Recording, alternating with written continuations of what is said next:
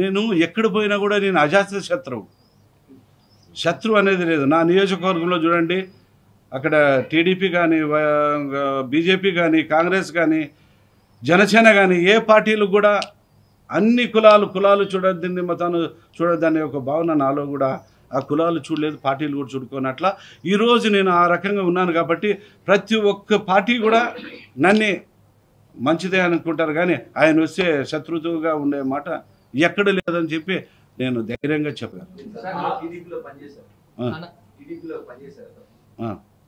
పనిచేసినాం. నేను టీడీపీలో పనిచేసే దాదాపుగా 83 సంవత్సరాలు. నా చిన్నతనం నుంచి కూడా నేను టీడీపీ పార్టీలో ఉండి ఒక ఏజెంట్గా నేను టీడీపీలో ఉన్నాను. నాకు 2001లో ఎంపీటీసీగా పోటీ చేసినాను. 2006లో జడ్పీటీసీగా, తెలుగుదేశం జడ్పీటీసీగా ఉన్నాను.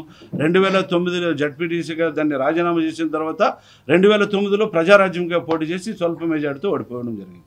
ఆలూరులో కోట్ల సుజాతమ్మ మీకు మనవరాలు ప్రత్యర్థి ఉన్నారు. ఇప్పుడు ఆమె టీడీపీ అక్కడ ఇన్ఛార్జి పనిచేసుకుంటున్నారు. కలిసి పనిచేస్తారా? ఆమె గెలుపు ఆలూరు టికెట్ కేటాయిస్తే లేకపోతే మీ వర్గానికి సంబంధించిన ఏది ఆలూరు కూడా టికెట్ పార్టీ ఏదైనా కూడా ఆలూరు నియోజకవర్గమే కాదు, రాయలసీమలో 2 జిల్లాలు మేజర్గా ఉన్న మా కమ్యూనిటీ సందర్భంగా అన్ని విధాలుగా 2 నియోజకవర్గాలకు పనిచేయాలనేది నాకు స్పష్టంగా చెప్పినారు. కాబట్టి నేను ఏదైనా చేస్తే స్పష్టంగా ఎక్కడున్నా కూడా స్పష్టంగా నేను చేసే సాయం చేస్తానని చెప్పి లేదు, నేనే పోటీ చేస్తాను.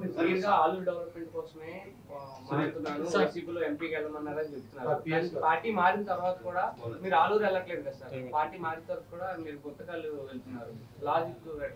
లాజిక్ అనే దానికి ఏం లేదు, కానీ నేను పెరిగిన నియోజకవర్గంలో కొన్ని సంవత్సరాలు ఒక అన్న తమ్ముడుగా, ఒక సోదరుడిగా నేను పనిచేశాను.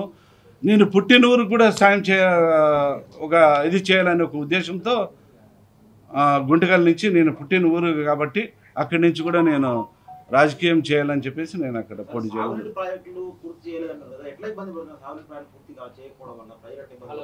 అదే నేను అంతా మొత్తం రాష్ట్రంగా నేను మాట్లాడలేను, కానీ మా కాన్స్టిట్యున్సీ అదే చెప్తున్నాను కదా. ఈ 2 వేదవతి కావచ్చు, నగడోన్ కావచ్చు, అవి వచ్చింటే రైతులకు కొంచెం మంచి జరిగేది అయిండేది. మరి ఇంత మంచి జరిగినప్పుడు ప్రతి ఇంటికి, ప్రతి గ్రామంలోనూ ఎందుకు మెజారిటీ రాకూడదు? ఆ గ్రామంలో వచ్చే మెజారిటీ ప్రతి మండలానికి ఎందుకు రాకూడదు? ఆ మండలంలో వచ్చే మెజారిటీ ప్రతి నియోజకవర్గానికి ఎందుకు రాకూడదు అని అడుగుతా ఉన్నా.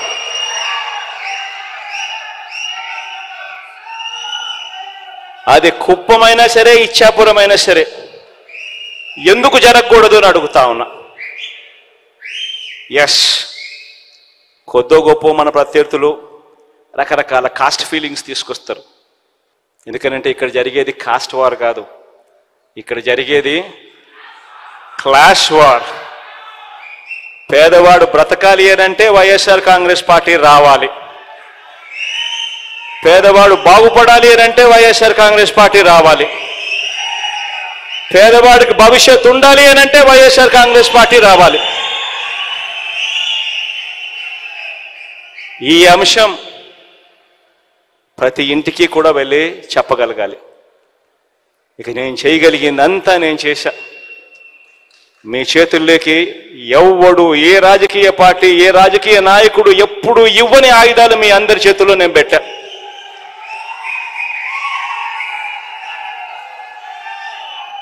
ఇక ముందుకు తీసుకొని పోయి ఎన్నికల్లో గెలిచి రావాల్సిన బాధ్యత ఇక కేవలం మీ మీద, ఈ 45 రోజుల్లో మీరు చేసే ఆర్గనైజేషన్ స్ట్రెంగ్త్ మీద మాత్రమే ఆధారపడి ఉంది అని చెప్పి మాత్రం చెప్తా ఉన్నా. ప్రతి ఒక్కరూ కూడా రెట్టించిన ఉత్సాహంతో పోండి.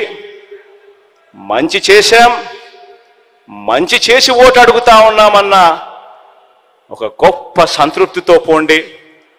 పోయి ఈసారి మాత్రం, లాస్ట్ టైం నాకు 151 వచ్చాయి, లాస్ట్ టైం 22 ఎంపీలు వచ్చాయి. ఈసారి మాత్రం 175కు 175 రావాల్సిందే. ఆ దిశగానే అడుగులు పడాలి. 25కి 25 ఎంపీలు రావాల్సిందే